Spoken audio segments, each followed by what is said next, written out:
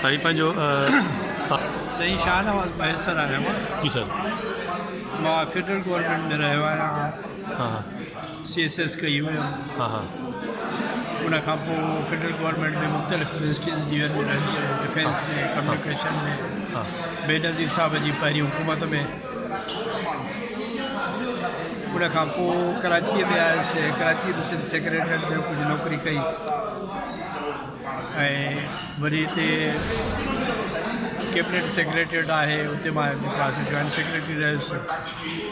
Steel mill में मां as a secretary रहियुसि। अच्छा उतां मुंहिंजी 2006 में रिटायर थी। जी सर।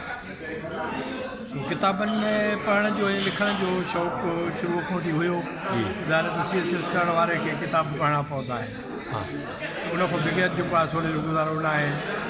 सो इन करे उहो जो शौक़ु पढ़ण जो हुयो त इन करे वरी कॾहिं अलाह ख़ुशि रखियो। इन में फीडबैक ॾिजो मूंखे, इन में नंबर मुंहिंजा अथव इंशाअल्लाह। जी उन खां पोइ स्टील मिल में 2006 में मुंहिंजी रिटायरमेंट खां पोइ हाँ ॿियो को ज़ाहिर ब्यूरोक्रेट खे ॿियो को कमु ईंदो कोन्हे हाँ सवाइ लिखण पढ़ण जे। हाँ हाँ सो इन करे जेको आहे सो मां हिन पंहिंजे हिन कम ते लॻी वियुसि। जी सर। सो 3 किताब मुंहिंजा इहे छपिजी चुका आहिनि। अच्छा 4थों किताब अॼु मिलणो आहे। हाँ 2 किताबनि ते मां कमु कयां थो हाँ ऐं हिननि 3 किताबनि में अव्हांखे सोशल बैकग्राउंड मिलंदो, सिंध जा मसाला मिलंदा, जी सर।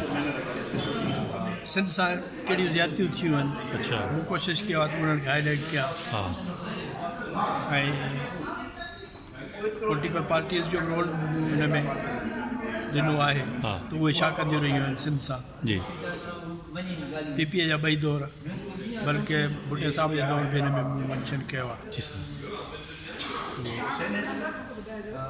इहो आहे हिन खां किताब पर कहिड़ा कहिड़ा सभु लिखा दे ही छा चए विञायल विरसो जी सर। तारीख़ जे तनाज़ुन में ठीकु सर। हिन में हिस्टोरिकल बैकग्राउंड इहो आहे जी त ही काइनात जॾहिं काइनात क्रिएट थी आहे तॾहिं खां वठी जा वाक़ियात हिन में मेंशन आहिनि। अच्छा सही वेंदे अरबन जे सिंध में अचणु हाँ हाँ ही उन सिलसिले जो ठीकु सही ऐं हीअ आहे जेके मौजूदा मसइला असांजा हिननि सां कलामगीरनि सां हलनि था पिया, हाँ हाँ ही उन जे यानी तक़सीम हिंद ऐं सिंध में नसीहती वेश आहे।